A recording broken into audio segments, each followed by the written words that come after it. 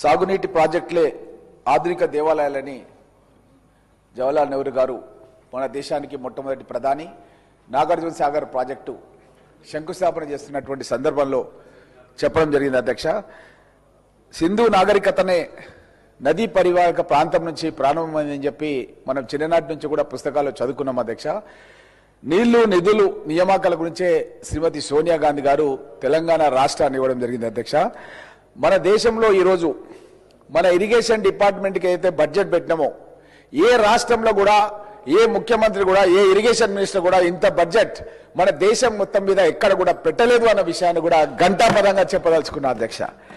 అదేవిధంగా అధ్యక్ష, Telangana rising 2047 vision ప్రకారం రాష్ట్రంలో సాగునీటి విస్తారాన్ని ప్రస్తుతం ఉన్న 74,51 ఎకరాలకు నుంచి 1,27,69 ఎకరాల వరకు పెంచాలన్నది మన ప్రజాప్రభుత్వం లక్ష్యంగా పెట్టుకుంది అధ్యక్ష. అదేవిధంగా అధ్యక్ష, అందుబాటులో ఉన్నటువంటి అన్ని నీటి వనరులను సమర్థంగా వినియోగించుకోవడంతో పాటు పరిశ్రమలకు మరియు తాగునీటికి కూడా నీళ్లు అందించాలన్న లక్ష్యాన్ని కూడా ఇందులో చేర్చడం జరిగింది అధ్యక్ష. అదేవిధంగా అధ్యక్ష, ఈ ఏడాది 26-27 బడ్జెట్లో సాగునీటి ప్రాజెక్టులకు 22,615 కోట్లు మన ప్రభుత్వం కేటాయించడం జరిగింది అధ్యక్ష. గత ఏడాది 23,373 కోట్లు కేటాయించింది. ఈ ఏడాది 7,758 కోట్లు కేటాయింపు తగ్గడానికి కారణమైంది గతంలో అడ్డగోలు వడ్డీలకు తెచ్చినటువంటి గత ప్రభుత్వం రుణాలు తిరిగి చెల్లించడం మూలంగా మన ప్రభుత్వానికి తక్కువ వడ్డీకి ఆ రుణాలను వ్యవస్థీకరించడం జరిగింది. అదేవిధంగా అధ్యక్ష, ఇరిగేషన్ విభాగంలో గతంలో ఎన్నడూ లేని విధంగా ఉద్యోగుల నియామకాలను కూడా మన గౌరవ మంత్రివర్యులు ఉత్తమ్ కుమార్ రెడ్డి గారు చేపట్టడం జరిగింది అధ్యక్ష. 24-25లో 1,065 మంది కొత్త ఇంజనీరింగ్ సిబ్బందిని కూడా నియమించడం జరిగింది అధ్యక్ష. వీరిలో 675 మంది ఏఈలు, 211 మంది ఏఈలు, అదేవిధంగా 179 మంది జేటీఓలు కూడా ఉన్నారు అధ్యక్ష. 30 ఏళ్ల తర్వాత ఇరిగేషన్ విభాగంలో అన్ని స్థాయిలో ప్రమోషన్లు ఇచ్చాం. ఏఈ నుంచి ఈఎన్సీ వరకు ప్రతి స్థాయిలో కూడా ప్రమోషన్లు అమలు చేయడం జరిగింది. ఇప్పటికే ఉన్న ప్రాజెక్టులను స్థిరీకరించి ఇరిగేషన్ సామర్థ్యాన్ని పెంచాలని ప్రభుత్వం లక్ష్యంగా పెట్టుకోవడం జరిగింది అధ్యక్ష. తక్కువ ఖర్చుతో ఎక్కువ ఆయకట్టు ఇచ్చే ప్రాజెక్టులను ముందుగా పూర్తి చేయాలని ప్రజాప్రభుత్వం నిర్ణయించడం జరిగింది. అందుకే ప్రాజెక్టులను category A, category B1, category B2గా విభజించడం జరిగింది. కేటగిరీ ఏలో ఉన్నటువంటి 6 ప్రాజెక్టులు, కేటగిరీ బిలో ఉన్నటువంటి 12 ప్రాజెక్టులు ప్రాధాన్యత ప్రకారం 2026 ఏప్రిల్ 1 నుంచి 29 మార్చ్ 31 వరకు మొదటి ప్రణాళిక అమలవుతుంది. ఈ ప్రణాళికలో 15 లక్షల ఎకరాల వరకు కూడా కొత్తగా సాగునీరు అందించడాన్ని లక్ష్యంగా పెట్టుకోవడం జరిగింది. ఇంకా 2,20,000 ఎకరాలకు స్థిరీకరించాలని కూడా చెప్పడం జరిగింది అధ్యక్ష. ఒకసారి అధ్యక్ష, ఇంత మంచి బడ్జెట్ని మనం ఈరోజు మన గౌరవ ముఖ్యమంత్రి రేవంత్ రెడ్డి గారు, మన డిప్యూటీ సీఎం గారు బట్టి విక్రమార్క గారు పెట్టి మనకు అమలు చేస్తాం అన్నది జరుగుతుంది అధ్యక్ష. ఇది ఎలాంటి విధ్వంసాల తర్వాత, గత 10 ఏళ్ల బీఆర్ఎస్ ప్రభుత్వం యొక్క విధ్వంసం తర్వాత జరుగుతున్న సందర్భం లోపల కొన్ని పనులు అక్కడక్కడ ఆలస్యం కావచ్చు అధ్యక్ష. కానీ దీనికి కారణం ఎవరంటే గత 10 సంవత్సరాల నుంచి బీఆర్ఎస్ ప్రభుత్వం, అప్పుడు ఉన్నటువంటి ముఖ్యమంత్రి కె చంద్రశేఖరరావు సభ నుంచి ఈరోజు వాకౌట్ చేసినటువంటి బీఆర్ఎస్ శాసనసభ్యుల అధ్యక్ష, వాళ్ళ మూలంగానే ఈ యొక్క ప్రాజెక్టులు కొంత అక్కడక్కడ ఆలస్యమైన జరిగింది తప్ప మన మూలంగా కాదు అధ్యక్ష. వాళ్ళు 8 లక్షల కోట్ల రూపాయల అప్పులు చేసి మన రాష్ట్రాన్ని అధోగతి పాలు చేయడం జరిగింది అధ్యక్ష. ఉదాహరణకు మన జిల్లాను తీసుకుంటే అధ్యక్ష, వికారాబాద్, మన రంగారెడ్డి, ఉమ్మడి రంగారెడ్డి జిల్లాను తీసుకుంటే అధ్యక్ష, మొత్తం మన తెలంగాణ రాష్ట్రంలోనే ఏ జిల్లాకు జరిగిన అన్యాయం మన రంగారెడ్డి జిల్లాకు, వికారాబాద్ జిల్లాకు జరిగింది అధ్యక్ష. మనం హైదరాబాద్ రూరల్ అన్న అధ్యక్ష, అంటే హైదరాబాద్ అంటేనే మనది. ఈ రోజు రంగారెడ్డి జిల్లా వనరుల మూలంగానే తెలంగాణ రాష్ట్రం అనేది నడుస్తుంది అధ్యక్ష. కానీ తెలంగాణ రాష్ట్రానికి గత 10 సంవత్సరాల దోపిడీ మూలంగా మనం అప్పుడు కాంగ్రెస్ ప్రభుత్వంలో రాజశేఖర రెడ్డి గారిని అడిగి శాంక్షన్ చేయించుకున్నటువంటి ప్రాణహిత చేవెళ్ల గోదావరి జలాలని మన వికారాబాద్ కాన్స్టిట్యున్సీలో పులుసుమామిడి దగ్గర, మన చేవెళ్ల కాన్స్టిట్యున్సీలో మనం చందిప్ప దగ్గర, అదేవిధంగా పరిగి కాలు అని చెప్పి కొందుర్గు పరిగి లక్ష్మీదేవి పల్లి వరకు కూడా రావాలని శాంక్షన్ అయిన ప్రాజెక్టులను జరుగుతున్నటువంటి ప్రాజెక్టులను మనం ప్రాజెక్ట్ సైట్లకు పోయి అక్కడ అండర్ గ్రౌండ్ టన్నల్ లోపల ఎంతో మంది వేలాది మంది కార్మికులు లైట్లు పెట్టుకొని పనిచేస్తున్న సందర్భంలో కూడా వాళ్ళు ధ్వంసం చేసి మొత్తం కూడా రద్దు చేసేసి కొండపోచమ్మని రీడిజైనింగ్ లో తీసుకొచ్చి ఆ కొండపోచమ్మ ప్రాజెక్టు ఫస్ట్ బాబాసాహెబ్ అంబేద్కర్ గారి పేరు మీద మన వివేక్ గారు ఇక్కడే ఉన్నారు. వారి తండ్రి గారు ఎప్పుడు అనేవారు, మన తెలంగాణ ప్రాంతానికి నీళ్లు కావాలంటే మనం బాబాసాహెబ్ అంబేద్కర్ ప్రాణహిత చెవెళ్ల ప్రాజెక్టు తీసుకురావాలని చెప్పి అనేవాళ్ళు అధ్యక్ష. ఆ ప్రాజెక్టు పేరు మార్చి అధ్యక్ష వాళ్ళు కాళేశ్వరం అని పేరు మార్చి ఆ ప్రాజెక్టును మన రంగారెడ్డి జిల్లాకు రానియకుండా జరుగుతున్న ప్రాజెక్టును కూడా రద్దు చేయడం అనేది చాలా అన్యాయం అధ్యక్ష. మన ప్రాంతంలో ఉన్నటువంటి సన్నకారు చిన్నకారు పేద రైతులు ఎస్సీ ఎస్టీ బీసీ రైతులు అధ్యక్ష వాళ్ళ పిల్లలు భవిష్యత్తు ఏం కావాలి అధ్యక్ష ఈ విధంగా మనకు ప్రాజెక్టులు లేకుంటే.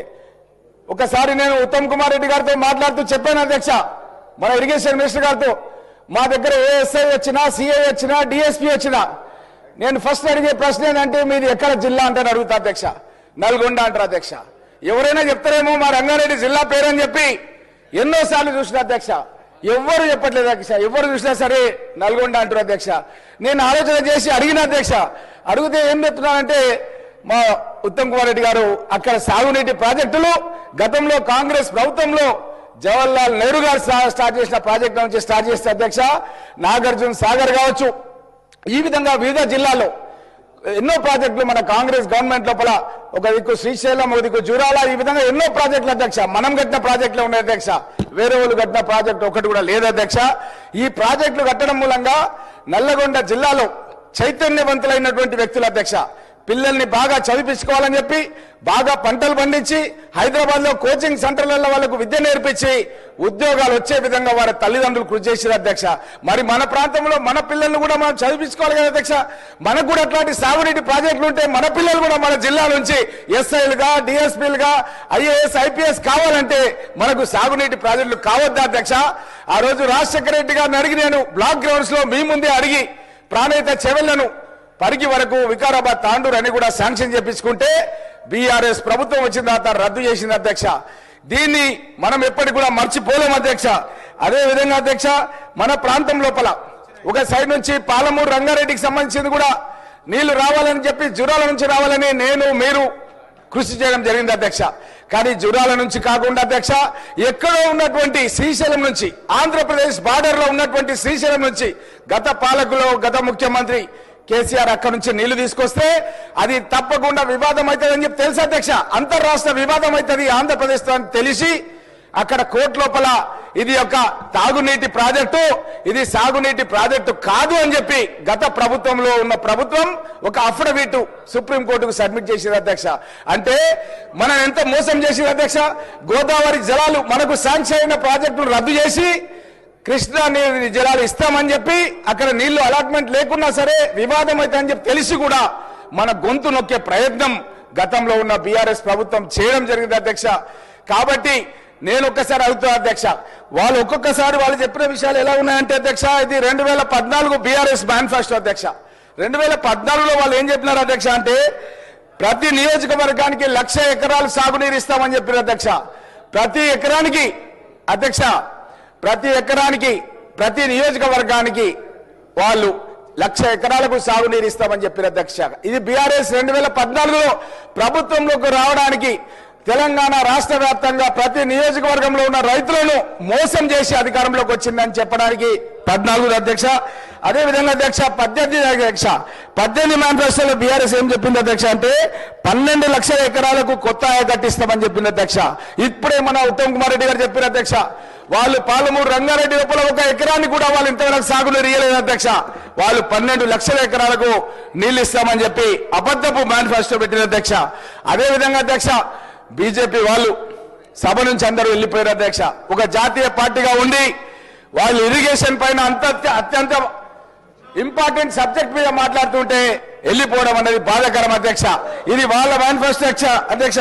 వాళ్ళు ఏం చెప్పినారు అధ్యక్ష అంటే 23 లోపల బీజేపీ మేనిఫెస్టో అధ్యక్ష వాళ్ళు ఏం చెప్పినారంటే అధ్యక్ష మేము కాళేశ్వరం లిఫ్ట్ ఇరిగేషన్ ప్రాజెక్ట్ లో జరిగిన ఆర్థిక అవకతవకలను వెలికి తీసేందుకు ప్రత్యేక దర్యాప్తు బృందాన్ని సిట్ ఏర్పాటు చేసి బాధ్యులపైన కఠిన చర్యలు తీసుకుంటాం అధ్యక్ష. ఇది మొట్టమొదటి చెప్పింది అధ్యక్ష. వాళ్ళ ఎంటైర్ మేనిఫెస్టో అన్ని పార్టీల కంటే ఎక్కువ పేజీల మేనిఫెస్టో ఎవరిదంటే బీజేపీలో అధ్యక్ష. ఈ బీజేపీ మేనిఫెస్టోలో ఫస్ట్ పాయింట్ ఏంది అధ్యక్ష అంటే సిట్ ఎంక్వైరీ చేస్తామని చెప్పారు అధ్యక్ష కాళేశ్వరం మీద. మన గౌరవ ముఖ్యమంత్రి రేవంత్ రెడ్డి గారు కాళేశ్వరం పైన సిబిఐ ఎంక్వైరీ చేసి ఇప్పటికి ఏడాది కావస్తుంది అధ్యక్ష. ఇంతవరకు ఈ బీజేపీ వాళ్ళు ఎవరు కూడా అక్కడ ఢిల్లీకి పోయి మన శాసనసభ నుంచి తెలంగాణ శాసనసభ నుంచి సిబిఐ ఎంక్వైరీకి ఆదేశాలు ఇస్తే ఏమైంది? సిబిఐ ఆఫీస్కి పోలేదు, అక్కడ ఉన్నటువంటి అమిత్ షాని కలవలేదు, అక్కడ ఉన్నటువంటి ప్రధానమంత్రి మోడీని కలవలేదు. కలవకుండా ఇక్కడ మన శాసనసభలో మాత్రం వాళ్ళు మన ప్రభుత్వానికి వ్యతిరేకంగా మాట్లాడుతున్నారు అధ్యక్ష. 1,00,000 కోట్ల రూపాయల ప్రాజెక్టు లోపల అవినీతి జరిగిందని ఇప్పుడే మన గౌరవ ముఖ్యమంత్రి వర్యులు ఉత్తమ్ కుమార్ రెడ్డి గారు కాళేశ్వరం ప్రాజెక్టు గురించి చెప్పడం జరిగింది అధ్యక్ష. మరి వాళ్ళు బీజేపీ వాళ్ళు వాళ్ళ కర్తవ్యం కాదా అధ్యక్ష? వాళ్ళు ఢిల్లీకి పోయి వాళ్ళపైన సిబిఐ ఎంక్వైరీ చేపించి దానిపైన విచారణ చేపించి దానిపైన దోషులు ఎవరున్నారో వాళ్ళని జైలుకు పంపించి ఆ డబ్బులు ఎక్కడైతే ఉన్నాయో బినాముల పేర్ల మీద ఈ దేశంలో ఉన్నా వేరే దేశంలో ఉన్నా ఆ డబ్బులు రాబట్టి మళ్ళీ మన ఖజానాకు జమ చేయాల్సిన బాధ్యత ఈ బీజేపీ శాసనసభ్యులపైన లేదా అధ్యక్ష? ఈ విధంగా మన ప్రాంతానికి తీరని అన్యాయం చేసినటువంటి పార్టీ ఏదంటే ఈ యొక్క బీఆర్ఎస్ పార్టీ. ఆ బీఆర్ఎస్ పార్టీతో వీళ్ళు అంతర్గతంగా కలిసి ఉండి మనం జరిగినటువంటి ఎంపీ ఎలక్షన్ లో చూసినాం అధ్యక్ష. బీఆర్ఎస్ వాళ్ళు మొత్తం కూడా ఏజెంట్ కూడా లేరు అధ్యక్ష. ఎక్కడ కూడా మొత్తం బీజేపీకే సపోర్ట్ చేయడం జరిగింది అధ్యక్ష. ఈ విధంగా వీళ్ళిద్దరు కూడా కలిసి ఈ విధంగా మన రాష్ట్రంలో ఉన్నటువంటి ప్రజలకు అన్యాయం చేస్తున్న విషయాన్ని ప్రజలందరూ కూడా గమనిస్తున్న విషయాన్ని కూడా తెలియజేస్తున్నారు అధ్యక్ష. ముఖ్యంగా అధ్యక్ష ఒక విషయం మీ దృష్టికి తీసుకొస్తున్నారు అధ్యక్ష. ముఖ్యంగా ఏంటంటే అయిపోయింది అధ్యక్ష.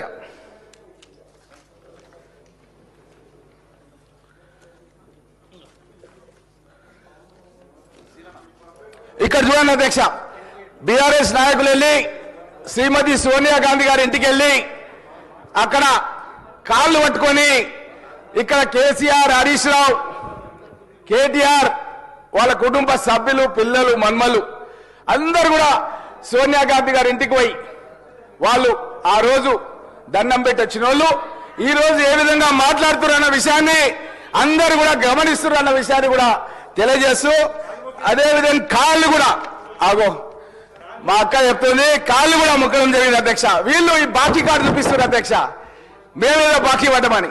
మరి నువ్వు 14లోనే ప్రతి నియోజకవర్గానికి నువ్వు ఏం చెప్పినావు? అప్పుడు 1,00,000 ఎకరాలకు సాగునీళ్ళు ఇస్తావంటే 1,00,000 ఎకరాలకు నువ్వు ఎంత ఖర్చు పెట్టాల్సింది ఉంటే ప్రతి నియోజకవర్గానికి నువ్వెంత బాకీ పడ్డావని చెప్పి బీఆర్ఎస్ వాళ్ళని నేను అడుగుతున్నాను అధ్యక్ష.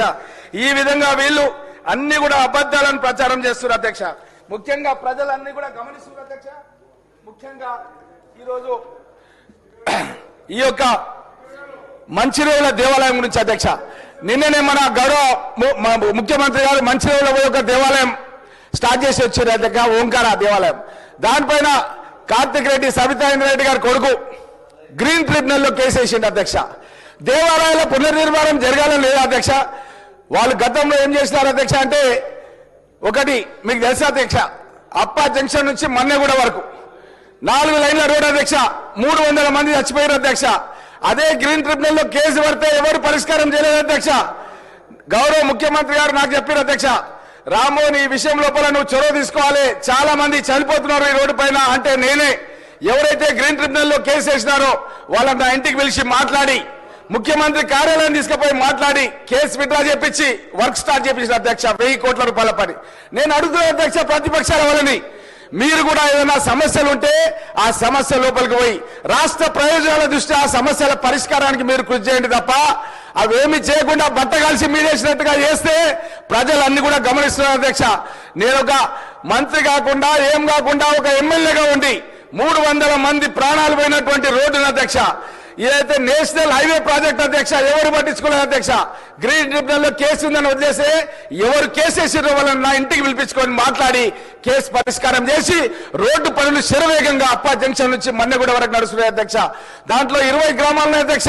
ఆ 20 గ్రామాలకు కూడా ఎక్కడైతే ఉన్నాయో అదంతా కూడా మనకు అండర్ పాస్లు వస్తున్నాయి, 20 గ్రామాలకు లైట్లు వస్తున్నాయి, చాలా పెద్ద ఎత్తున ఈరోజు అభివృద్ధి కార్యక్రమాలు జరుగుతున్నాయి అధ్యక్ష. అదేవిధంగా మనకు మన్నెగూడ నుంచి అధ్యక్ష, మన్నెగూడ నుంచి రావులపల్లి వరకు మన స్టేట్ బార్డర్ వరకు కూడా అధ్యక్ష మళ్ళీ ఒక డిపిఆర్ శాంక్షన్ చేయించుకున్నాం అధ్యక్ష. ఈ 4 లైన్ల రోడ్ ఎట్లయితే ఉందో అది కంటిన్యూషన్ అయితే అధ్యక్ష. అదేవిధంగా గౌరవ ముఖ్యమంత్రి గారు 7వ తారీఖు ఫిబ్రవరి పరిగిలో మీరు కూడా అధ్యక్ష, మీరు కూడా మాట్లాడారు, నేను కూడా మాట్లాడిన అధ్యక్ష, మన ప్రాంతానికి సాగునీటి ప్రాజెక్టు భూసేకరణ చేయాలని చెప్పి నేను కూడా మాట్లాడినా, మీరు కూడా మాట్లాడితే ముఖ్యమంత్రి గారు స్పష్టంగా ఆదేశాలు ఇచ్చారు అధ్యక్ష కలెక్టర్ గారికి. మీరు వెంటనే భూసేకరణకు సంబంధించిన వివరాలన్నీ కూడా ముఖ్యమంత్రి కార్యాలయానికి పంపించమంటే ప్రతీక్ జైన్ గారు పంపించారు అధ్యక్ష. దాన్ని నేను ఉత్తమ్ కుమార్ రెడ్డి గారికి ఇరిగేషన్ మినిస్టర్ గారికి ఇచ్చాను అధ్యక్ష. దాన్ని కూడా తప్పకుండా నాకు శాంక్షన్ అయితే ల్యాండ్ ఎక్విజిషన్ చేస్తానన్న మాట ఇచ్చింది అధ్యక్ష.